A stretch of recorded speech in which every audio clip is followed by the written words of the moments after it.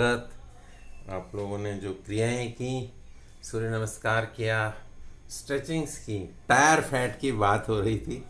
तो हमारा जो टायर है बड़ा धीरे धीरे घिसता है, और जो गाड़ी के टायर हैं हमारे वो पड़े पड़े ही घिसते रहते हैं।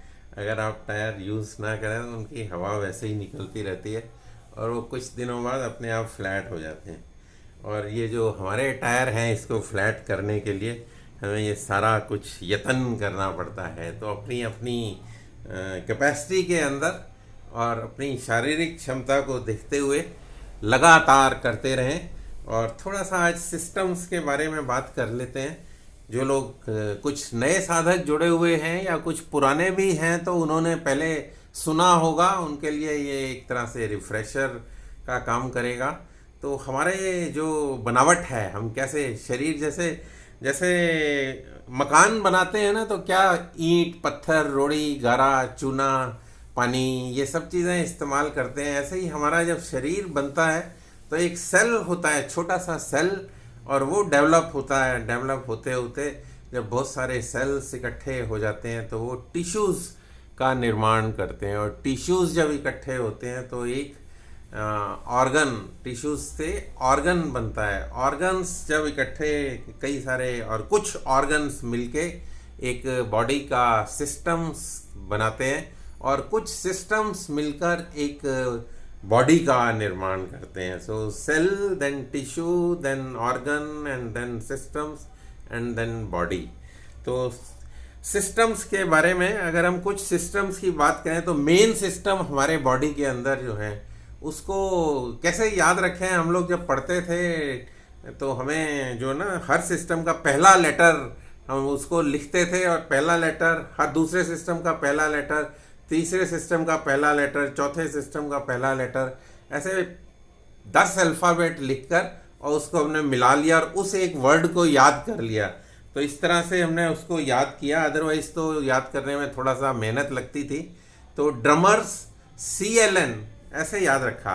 ड्रम, ड्रम याद रहेगा, आपका पेट है, ये पेट इज लाइक ए ड्रम, और जो ड्रमर ER लगा दो, ड्रमर, और ड्रमर्स, एंड देन CLN ऐसे याद रखने के लिए। तो D से शुरू करते हैं। D stands for the digestive system. First system of the body, digestive system. और दूसरा जो है R is for respiratory system. Respiratory यानी कि सांस वाला सिस्टम, जो आपका सांस लेते हैं आप हवा का। Second is respiratory. So first was digestive system, R is respiratory system. U is urinary, urinary system, urine pass होते हैं जो किडनी फंक्शंस, उनका सिस्टम जो है उसमें वो उनकी बात अलग से करेंगे जब हम सिस्टम को लेंगे। तो कौन कौन से उसमें ऑर्गन्स आते हैं। तो urinary system DRUM is muscular system, muscles, muscular system DRUME। Endocrine system, E is for endocrine system. थोड़ा गला खराब है, बीच बीच में पानी पी रहा हूं।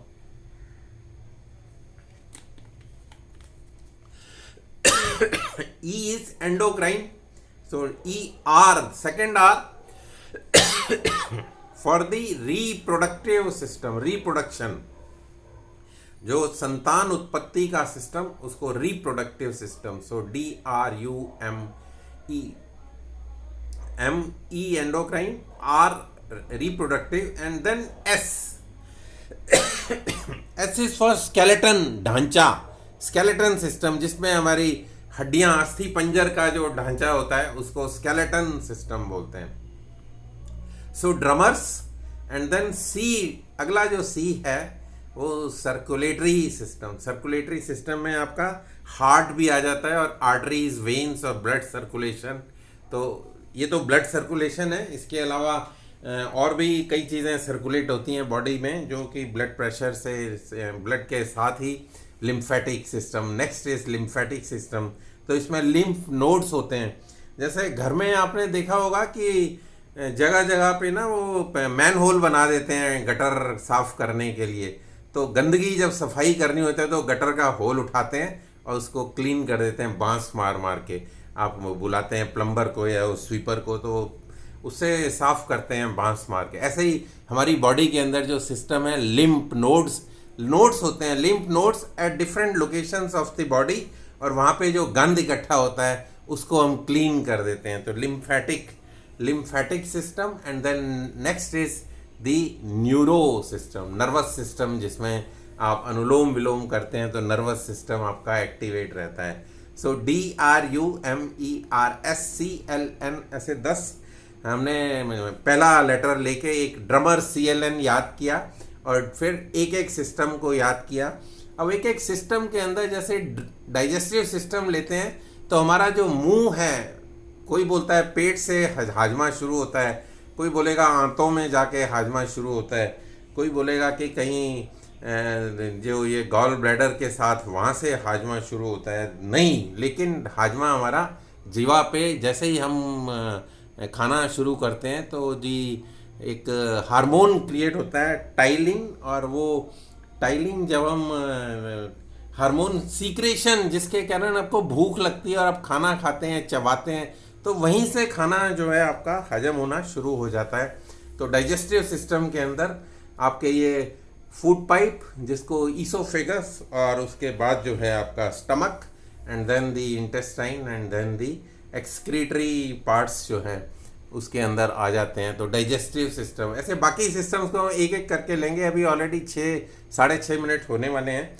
तो दीज सिस्टम्स आपको जानकारी इसलिए ज़रूरी है कि आपका एक भी सिस्टम का एक भी अंग जो है अगर थोड़ा सा आउट ऑफ ऑर्डर चला जाता है, वो काम करना थोड़ा स्लो कर देता है, तो आपकी पूरी बॉडी जो है उसके अंदर प्रभावित होती है। सारे सिस्टम आपस में कनेक्टेड रहते हैं और हर एक सिस्टम को एक्टिवेट करना ज़रूरी है। अभी जो हम कर रहे थे उसमें मस्कुलर सिस्टम, स्केलेटन सिस्टम, और इनको एक्टिवेट कर रहे थे। जब आप रेस्पिरेटरी अभी प्राणायाम करेंगे तो आपका रेस्पिरेटरी सिस्टम जो है वो एक्टिवेट होगा, और उसके बाद जब आप ध्यान लगाते हैं तो आपके जो ब्रेन वाले हिस्से हैं उस पर, और विचार और इमोशनल सिस्टम इसमें कवर्ड नहीं है, वो इसके 10 सिस्टम के बाहर है।